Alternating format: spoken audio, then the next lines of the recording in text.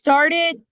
So we're on 2B.8, which is inverse functions. And we have talked about inverse functions in the past. So this should feel a little easy moving in. Fingers crossed, right? Keeping hope alive. So we're going to start off with, what do we mean when we say inverse? Okay. Inverse relation will undo a given relation. Okay. That's what we're doing. We're undoing. So every inverse relation can be found by switching. Does this ring a bell? Switching each x and y values. We're going to write, oh, that's a fat marker. Don't know why it's so big. Try that again. There we go. Okay, by switching each x and y. Agreed? Does that ring a bell to find the inverse? Okay. In some situations, the process is intuitive, but not as obvious. Sometimes in cases, it's important that we understand the concept, is the word that's going here, of inverse, as they will help us tackle a variety of problems. So let's start off with the basic form of inverse. And I think the first way we learned in Algebra 2 was by analyzing a table. So we're going to start back with a table, right? So if I have this table here of x's and y's, and I want to find the inverse relation of this table, what did we do? We literally did what? We literally switched the x's and y's. So 1, -1 became -1, 1. 3, 2 became 2, 3.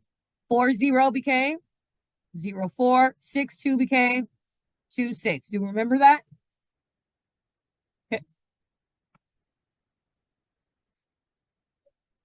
Okay. The original table is a function because each what? Each x value has exactly one y value.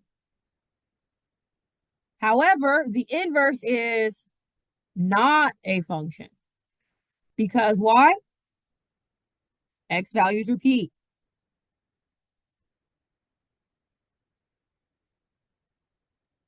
Right? And our repeating x values, I'm going to highlight. And so in this case, the original is a function. The inverse is not a function. This is to tell you that always, you can't say always that the inverse is a function. Okay. Now we went from table to graph. Do y'all remember? Are you still with me? Yes. What?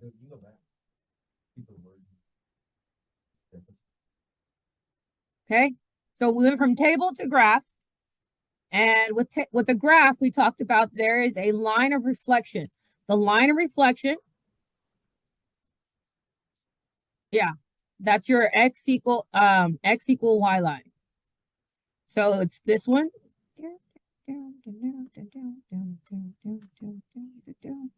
To graph an inverse, or to verify that an inverse has been graphed, it should be reflected over this line of reflection. Your line of reflection is y equals x. So at 0, 0, 1, 1, 2, 2, 3, 3, 4, 4, etc., etc.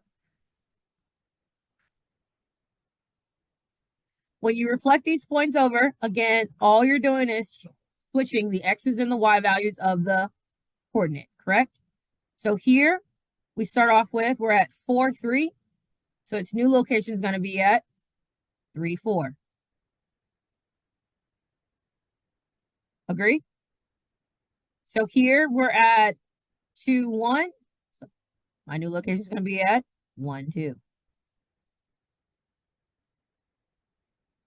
Then the next one, we're here at -1, 2. So now we're going to be at 2, -1. And then our last one, we're at -2, -1. So now we're going to be at -1, -2. And now we're going to reconnect these points. So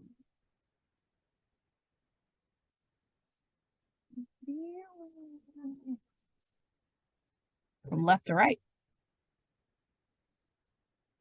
Do you see how they reflect over the y equals x line?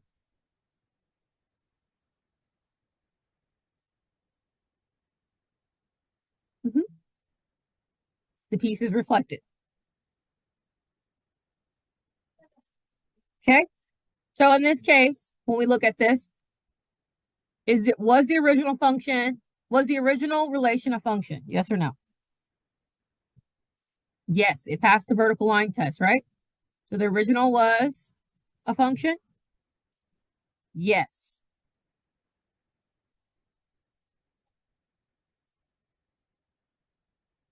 No. I mean, we can write pass VLT, vertical line test. How about that? Is the inverse relation a function? Why not? It doesn't pass the vertical line test. No, and the reason why is it fails VLT. So is it yes or no? The first question is yes. The second question is no.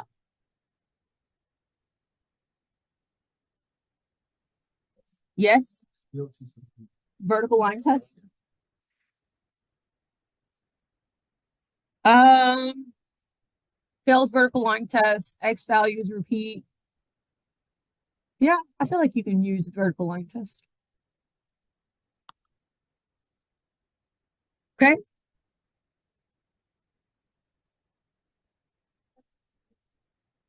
there we say it again. Good. There we go. The graphs of the inverse are reflections over the line y equals x. So graphically, that's what you're analyzing. How do we feel about graphs? Yes? Questions about tables and graphs? All right. After that comes analytically or algebraically, which just means that now we're going to do some math. So the steps that we're following are pretty easy. We switch our x and y, we solve for y, and then we rewrite it as an inverse, right? Sounds familiar? So we're going to start off with a basic one that we've learned before. So we have f of x equals 3x minus 7. So we're going to rewrite it as y equals 3x minus 7. We're now going to switch our x and our y, right? Nope. We're just switching x and y.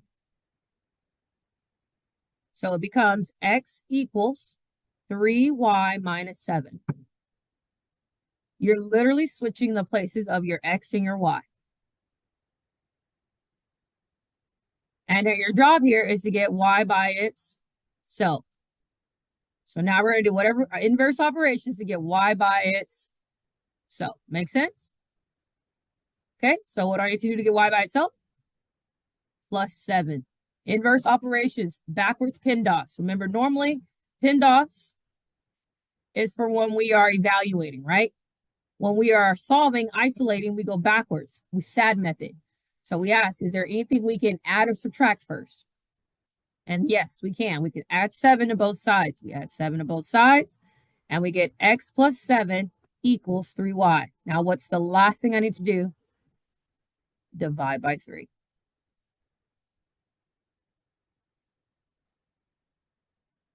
Okay, so my inverse. So inverse function equals, I can't reduce, I'm just going to leave it as this in this form, x plus 7 divided by 3. Okay, again, we notate that it's an inverse by writing inverse of x.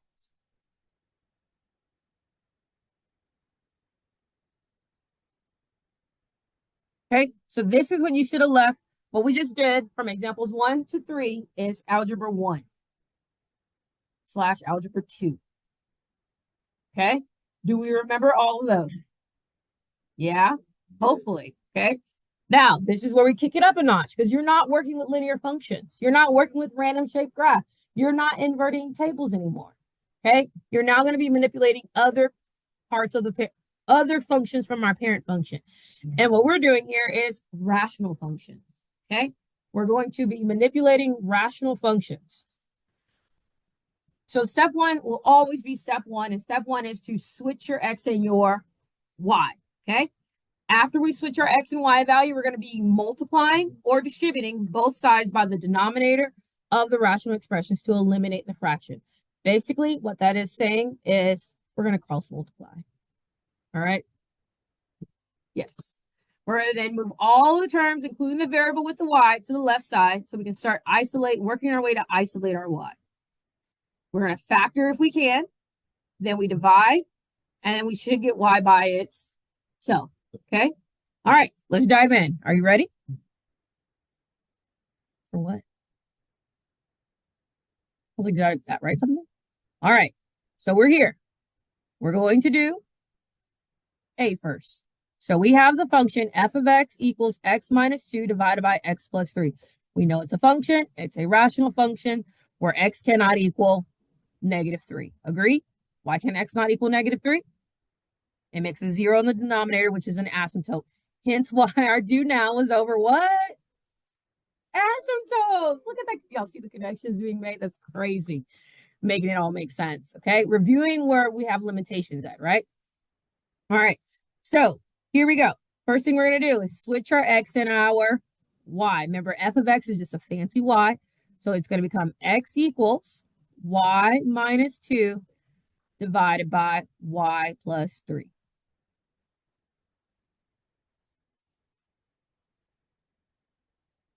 Okay. We need to get our variable out of the denominator. To get the variable out of the denominator, we're going to multiply both sides by the denominator. Okay. Yes. If that doesn't help you think about it, you can think about it as cross multiplying. We're going to cross multiply. Are you with me? So we have x times y plus 3 equals y minus 2.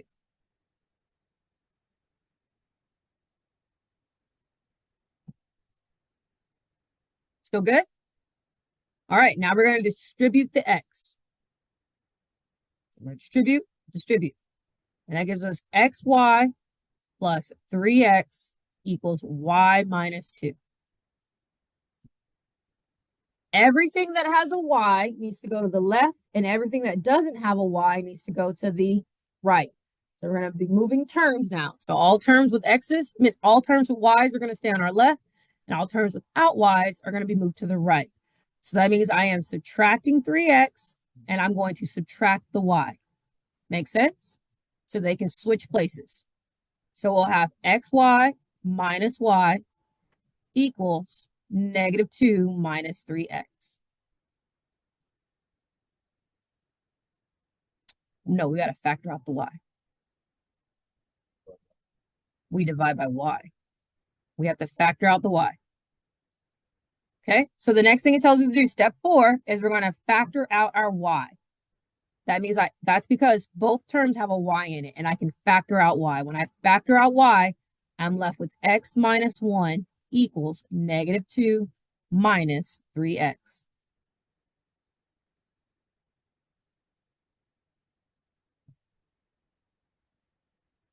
Yes? Okay, you only can factor out if both terms have it the same, right? That greatest common factor. Now we divide by x minus 1. So what's the final step to get our y by itself? Divide by x minus 1. So we're going to divide both sides by x minus 1. So therefore, our inverse function equals 2 minus 3x over x minus 1. Huh? Did I drop my negative? Oh, yes. Thank you.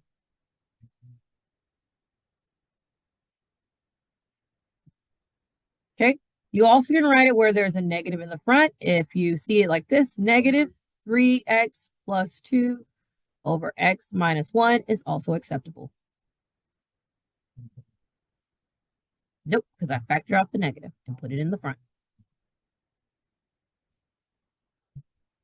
Either one of these would be acceptable solutions, and you need to be comfortable deciding if this was multiple choice. If you saw this answer, you need to know that that's the same thing as this answer. Right, guess whose turn it is to do g of x? If you said your turn, you are so right. Oh my gosh. I thought you were gonna say you're so wrong. You're so right. It's your turn to do g of x. All right, g of x. Let's go. Yippee, I believe in you.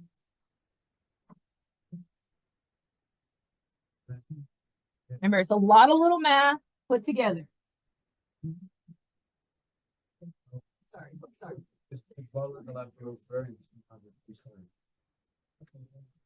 Control. My freaking computer is like broken. I tried to do the warm up and it broke, and That happened to me. I did this like 3 times. I'm trying G events. How about we just try G events and see what happens? Okay. You know, yeah, let's do that. Yeah. It's control. The fresh health.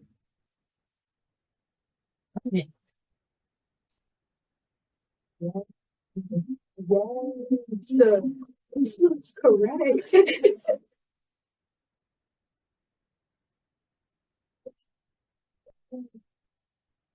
Oh, grassy. Hold on.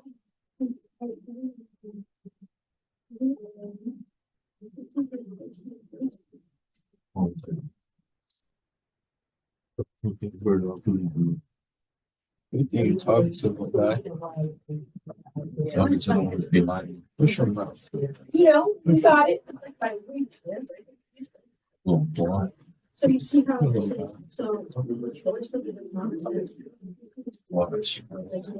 Yeah, that's summer grind. We're gonna be in college. Yeah. Swamp. Oh, I'm gonna have the swamper ability. You know what I'm talking about?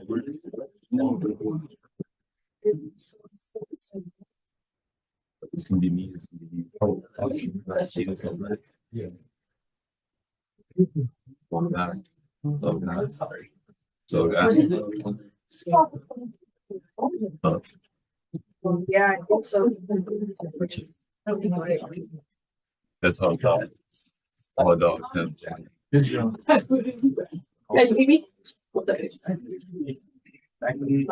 Let's view.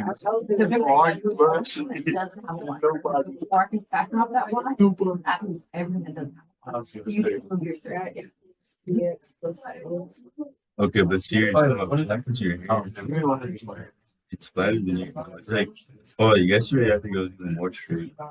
But like, flat. As you finish your check. Your hair is like light curls. That's like weak. Yeah. You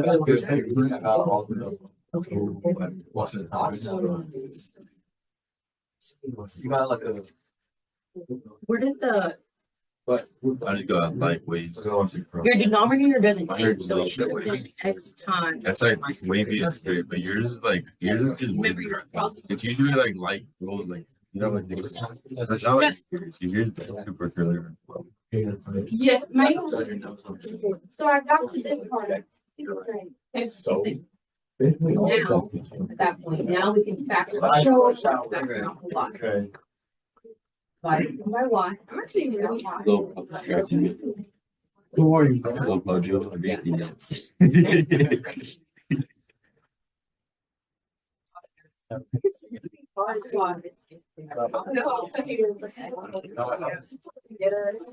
What else? Maybe like MIT and, you know, engineering.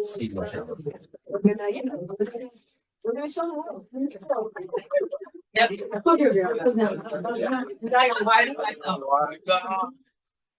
Women instead. All right. So I hear us talking. Let's see how we did. So step 1 was to switch. So we went ahead and switched and we ended up with x equals 2y plus 2 over y minus 3. Yeah, but I wrote plus 1. So, you know, my brain does weird things. All right. So again, to make sure you know who's going with what, sometimes to view it as cross multiplying helps. So we have x times y minus 3 equals 2y plus 1. After that, we distribute our x, and we get xy minus 3x equals 2y plus 1. Your next step is to move all terms with y to the left, all terms without y to the right. So I'm going to add 3x, and I'm going to subtract 2y. So we're left with xy minus 2y equals 3x plus 1. Yes. You were getting there. All right, now we're going to factor out our y. Factoring out our y means if I divide each term by y, what is left, right? So if I divide this term by y, I'm left with x. If I divide this term by y, I'm left with -2. And now the goal is to get y by itself. So now we do what? Now we divide both sides by x minus 2. So therefore, our inverse is G inverse equals 3x plus 1 over x minus 2. How we do? That you were done? That you did it? Yay! All right, how we feel? Good? All right, let's keep it going. So we've upgraded from Algebra 1 to this. Okay? But still, the basic process is still there, correct? Switch x and y and use your inverse operations to isolate y. Switch your x and y and use inverse operations to isolate your y. Capiche? All right. You know it's capiche. What it's supposed to be. You know how we always say capiche, capoche? Yeah. That's just not right. That's an American thing. It's that we made up. When someone says capiche, you're supposed to say capasco, which means I understand. What language? We made it Italian. Oh, It's Italian. See, you didn't even know what it was. Hey, I was saying. I was corrected. That's why I'm telling you, because I was corrected. I didn't know this by myself. I've been saying capiche, capoche since I was in 4th grade. And like 2 years ago, I was corrected. So. Next week, they're kind of rearranging it for B6 and B8. Would it be like A? Yeah, next week because there's no school on Monday, it's B.8. Yeah. All right, so here we go. Continuing with our graph. So we're on the part that says 2B.8, part 1, continue. And we know that to find an inverse, we simply switch the x and y. Agreed? We all confident with that? Yes, we're swapping papers. X and y. Okay. Graphically, again, we're looking for the reflection over the what line? X equals y or y equals x line. All right. Now, what if I am dealing with nonlinear pieces and I'm going to sketch it out? How does that look? Well, the steps to sketch an inverse graph is that first, you're going to always sketch in your y equals x line. Then you're going to go ahead and mark on the line your original points because they're not going to move. They're going to stay the same. If they're on the y equals x line, they're going to stay on the y equals x line. Does that make sense? So if a point is on y equals x, it stays on y equals x. And there's a couple options here. You can find the inverse properties by switching x and y, or by drawing a line perpendicular from a point.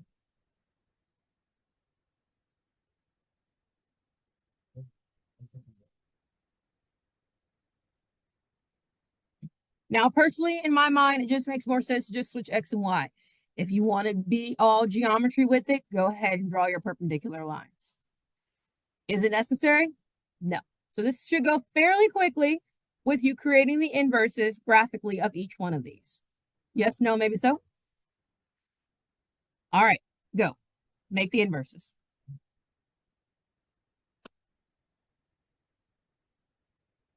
Oh.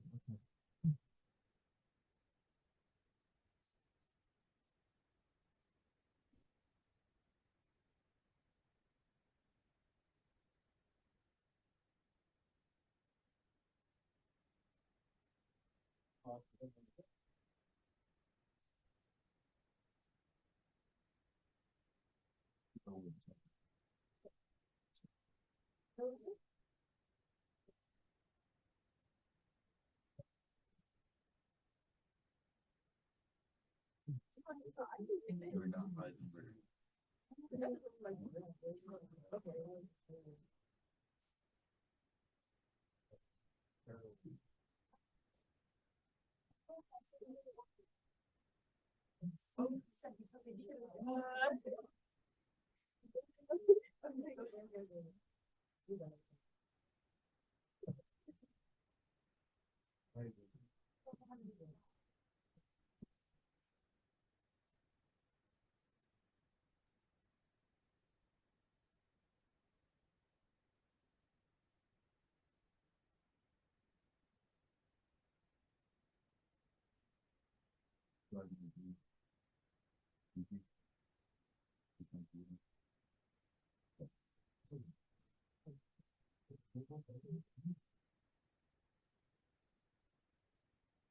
Yeah, that was right. That was right.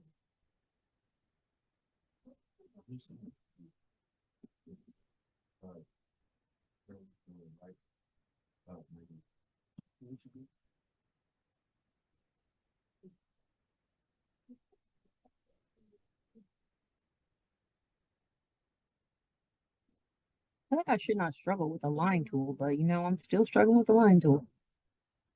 It's all right. I got her in there.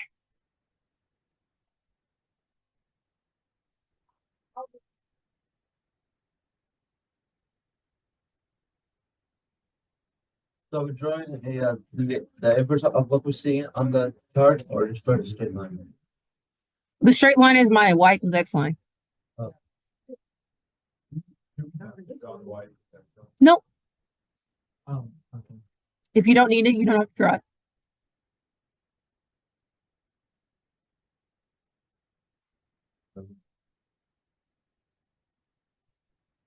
I'm doing. I have more. Bro, you were like, you've been going like this for the past Thank year, you. I'm multitasking my head. Is that what you're telling yourself?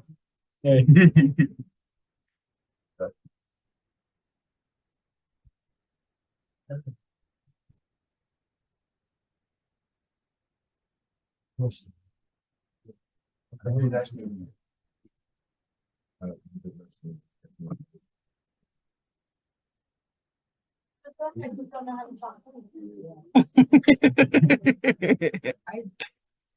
Didn't know how to do this. Go over exactly. Yeah, Miss Jones, can you go over it now? Yeah. Are you ready? All right. So on example 5A, you should have something like this. I did get that. I like that, but I did get that. I don't know. So let's talk about it. So your original points, you're here at 0, 4. So your new point should be at 4, 0. You have an original point at 1, 1, which means it's going to stay at 1, 1. You have original point here at 2, 0, which means it's now going to be at 0, 2.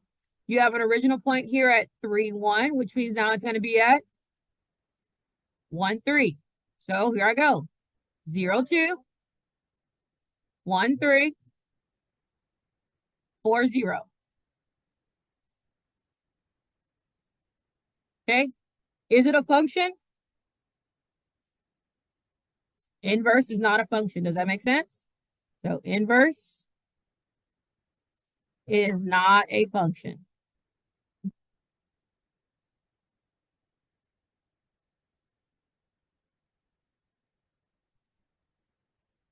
Okay.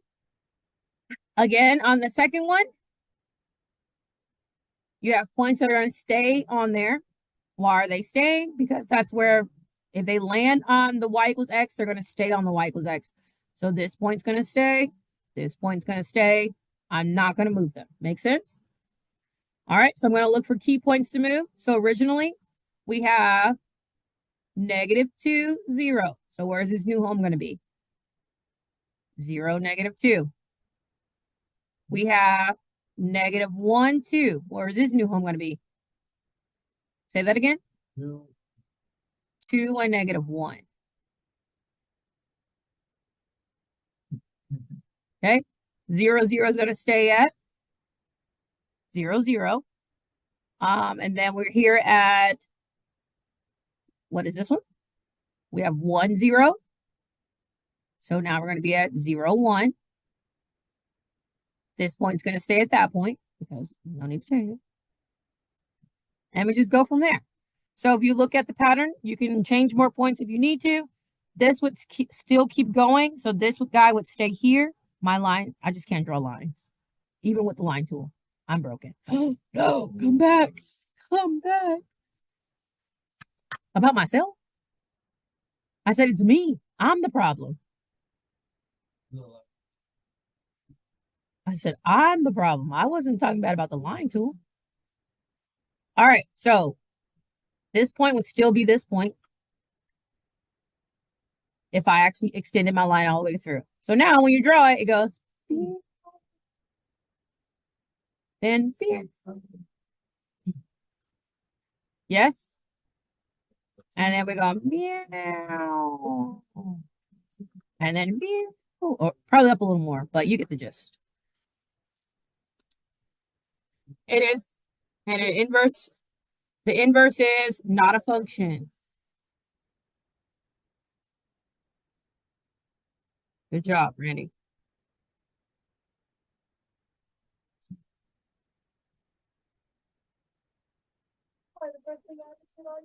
Whatever. All right, what do inverse functions do? So basically with inverse function, if you plug a number into a function, it generally will have an output, a new, different number, correct?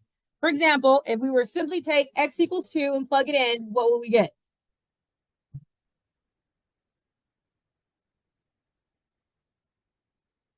5, right? That's just us evaluating. However, if we plug the answer into the inverse, the answer should be what? So if I plug 5 into the inverse, I should get what? No.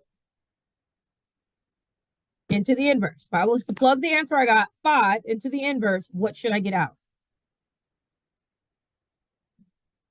Yeah, if I plugged it into the inverse of f of x, so meaning I plugged it into f inverse of x, what should my output be? I'm not plugging into the original. I said if I plug it into the inverse, what should my output be? 2, guys. 2. The inverse means that your input and your output did what? Switch places. Okay? Inverse means that your input and your output did what? Switch places. So if I was to plug in 5 into the inverse, my output would become 2 because x and y have switched places. Is that clicking or not?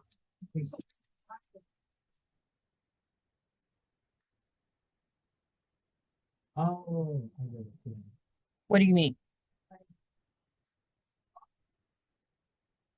So really quick, so the inverse, if I'm going too fast, let me know. But the inverse here would be x minus 1 divided by 3. Agreed? Okay, and it says to plug the answer, bolded and everything. So the answer that we got, I will be plugging into the inverse function. My inverse function is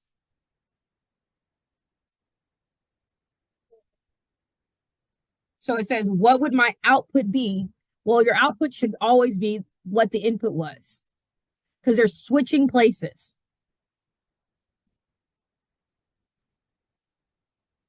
Yes? So here we say, what happens if I just plug x equals 2 into f of x? That gives me 5, right?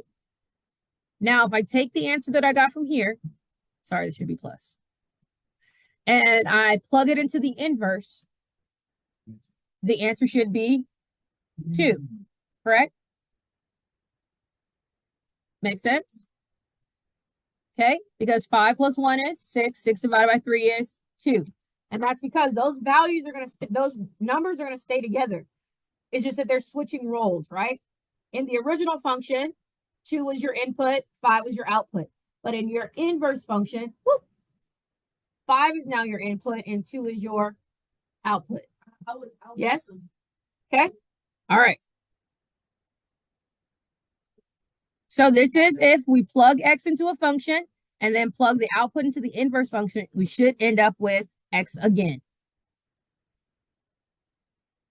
Okay, what you plug in is what you get out. This leads to our definition of inverse functions and verifying that two functions are inverses of each other. Okay, so two functions, f of x and g of x, are inverse if I compose one function with each other and they both produce x. Because your output should always be, your input is your output for your inverse. That's for, it's going to produce x. So when we write this, we end up with f inverse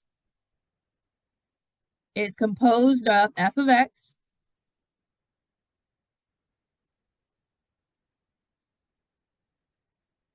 and f is composed of its inverse.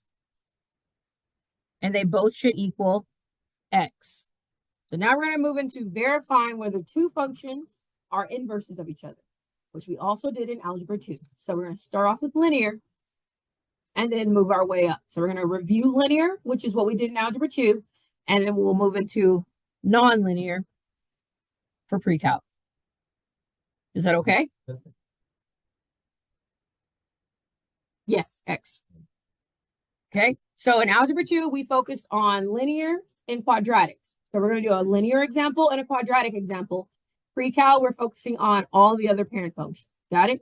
So we're going to do a linear first, and then a quadratic, and then we'll lead into rational. All right? So up first, we have 2x, f of x equals 2x minus 3, and g of x equals 1/2 x plus 3/2. Okay? And we want to prove that they are inverses of each other. To prove that they are inverses of each other, essentially, we want to plug them in and see if we get x. And you have to test both. Okay? So the first one we're doing is f composed of g of x. We start from the inside. F composed of g of x means that I'm replacing every x in f with 1/2 x plus 3/2. So in my g of x, x is now going to become this. So we have 2 parentheses 1/2 x plus 3/2 minus 3. All I did was replace the x with what g of x is, correct? Now we're going to distribute the 2. Remember, when you are multiplying a whole number by a fraction, it's to the numerator only, correct? It's to the numerator only. So 2 times 1 is 2 divided by 2 is 1. So this is left with x. 2 times 3 is 6 divided by 2 is, so this becomes plus 3. And I'm going to bring down my minus 3. And my final answer is x. So it worked on the first one. If it works on the second one, then the conclusion is that they are inverses. Okay, so now we're doing f of x is going to be plugged into g. That means g is now composed of f of x, which is 2x minus 3. So everywhere in g where there's an x, it becomes 2x minus 3. So we have 1/2 2x minus 3 plus 3/2. We're going to distribute. Half of 2 is what? Is 1. Half of negative 3 is just going to be negative 3/2 plus 3/2. What happens here? They cancel out and we're left with x. So therefore, it works. F of x and g of x are inverses.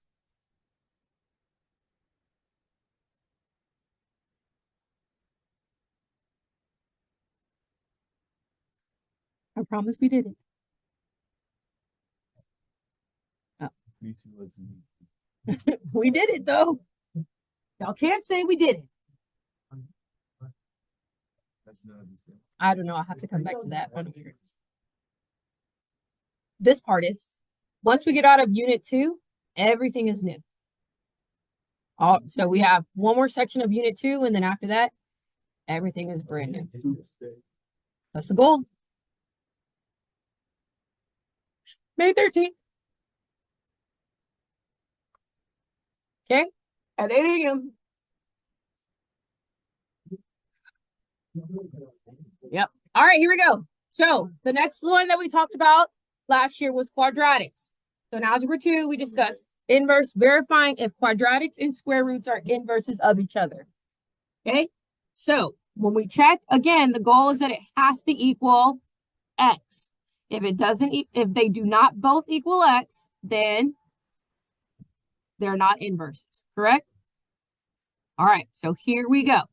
It gives us restrictions. It says only for x greater than or equal to 10, because without that restriction, we would need to see that plus or minus, and we don't see the plus or minus, which means that, oh no, that's a red flag already. But we don't need it because it says for x is greater than or equal to 10. That's your domain restriction for this function. All right, so the first thing you're going to do is you're going to check h composed of k of x.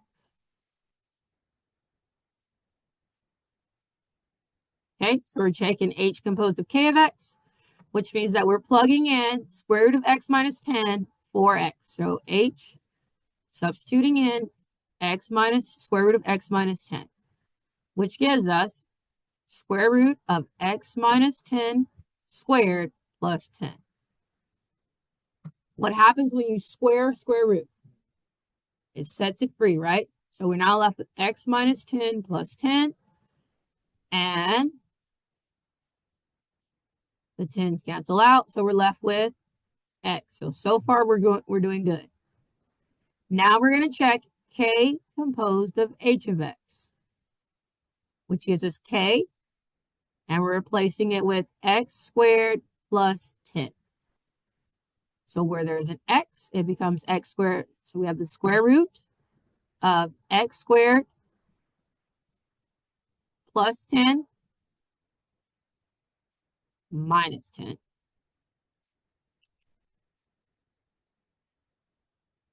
And what happens here? Cancels. So we're left with the square root of x squared. And what is the square root of x squared? It equals x. Okay?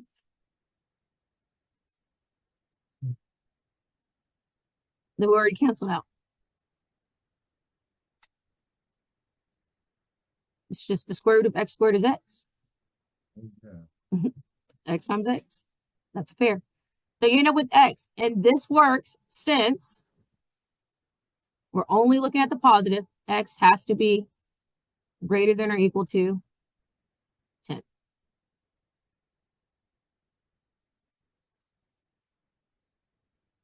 And so therefore, are these inverses? Yes, h of x and k of x are inverse.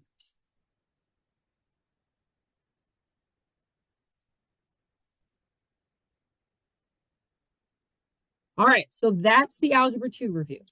How we feel? Like,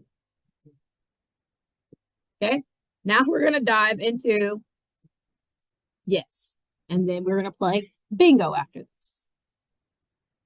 it's gonna be bad. All right, so now we want to prove that n of x and p of x are inverses of each other. This is where you're going to have to be mindful of your math skills and how to manipulate with fractions, okay?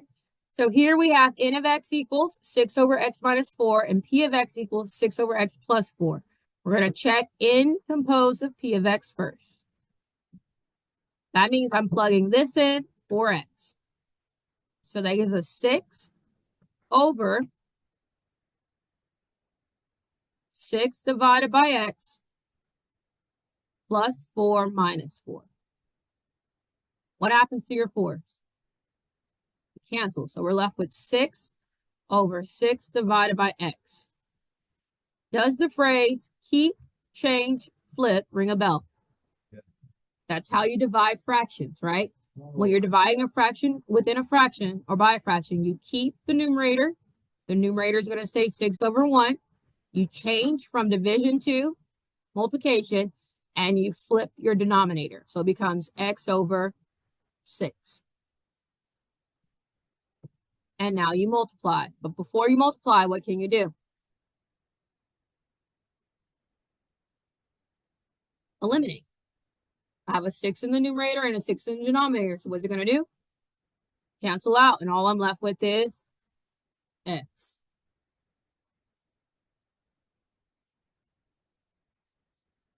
Okay. So now we're going to do p composed of n of x. So that means I'm taking n of x and plugging it into p. So we have 6 over, and it's this whole thing, 6x minus 4 plus 4.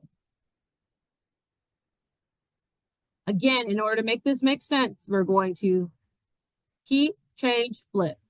Does that make sense? We're going to keep, which becomes 6 over 1. We're going to change the multiplication. We're going to flip, which is now x minus 4 over 6 plus 4.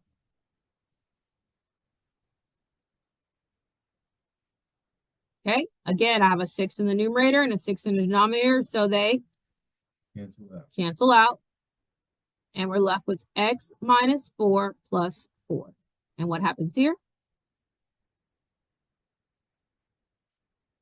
And we're left with, so therefore these two are inverses. Yes? Yeah.